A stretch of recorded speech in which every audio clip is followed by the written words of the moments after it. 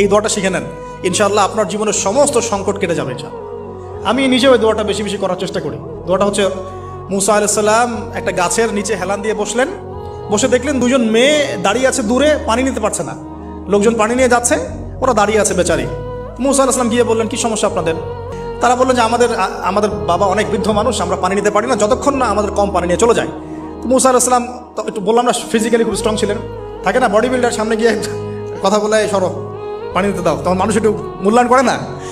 তো মুসা আলাইহিস সালাম এভাবে পানি নিয়ে দিলেন এবং বাছুরদেরকে পানি পান করালেন, করিয়ে গাছের নিচে এসে বসে আছেন।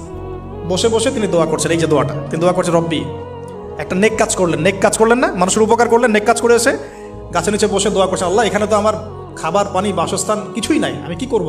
রব্বি ইন্নি লিমা আনজালতা ইলাইয়া মিন খায়রিন ফাকির, রব্বি ইন্নি লিমা আনজালতা ইলাইয়া মিন খায়রিন ফাকির।